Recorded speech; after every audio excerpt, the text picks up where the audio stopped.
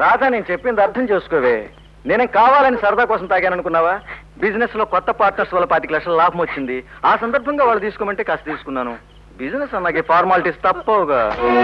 ఏమిటండి మీరు చెప్పేది? మీరు ఇప్పుడు చేస్తున్న వ్యాపారం మా నాన్నగారు 40 ఏళ్ళుగా చేస్తున్నా. ఆయనకి ఇలాంటి ఫార్మాలిటీస్ ఎదురవలేదు. అయినా మీకు ఈ కొత్త లాటలు నేర్పిన ఆ కొత్త పార్ట్నర్స్ ఎవరండి? ఎవరు? రాధా, మీ నాన్నగారు పాతకాలపు మనిషి. వచ్చిన లాభాలన్నీ దాచుకుని దేవుడిదే అనుకునే మనిషి. ఈ రోజుల్లో వ్యాపార పద్ధతులు మారాయి. మారింది అదేది కాదు, నువ్వు మారావు. నీ అలవాట్లు మారాయి, నీ అంతస్తు మారింది.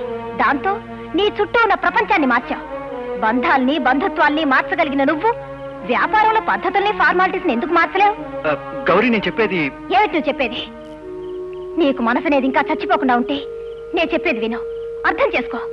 రవి, నువ్వు ఈ రోజు ఇంత ఖరీదైన జీవితం గడపడానికి కారణం ఎవరో తెలుసా? మీ అన్నయ్య.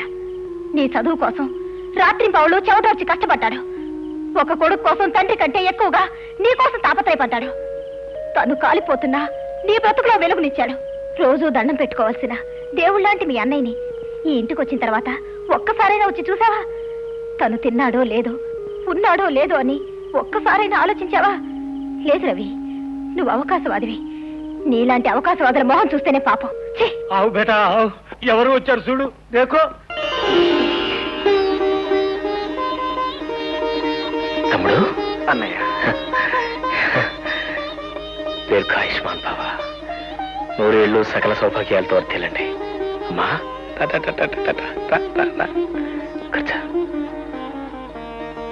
బాగున్నావమ్మా?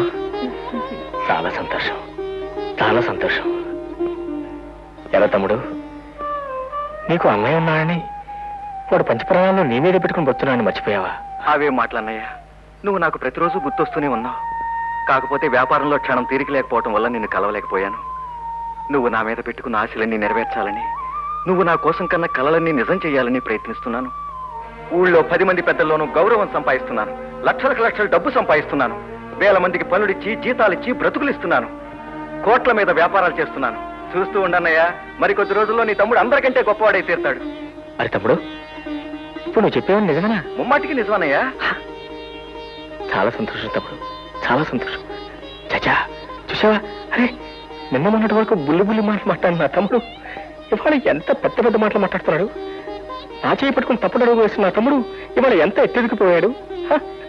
చచ్చా, చదువులేని సన్నాసులు కదా, ఏదో నా తమ్ముడు నన్ను మర్చిపోయాడని, నా మీద వాడికి ఏదో ప్రేమ పోయిందని, అతని ఇదని ఏదో కంగారు పడిపోయాడు.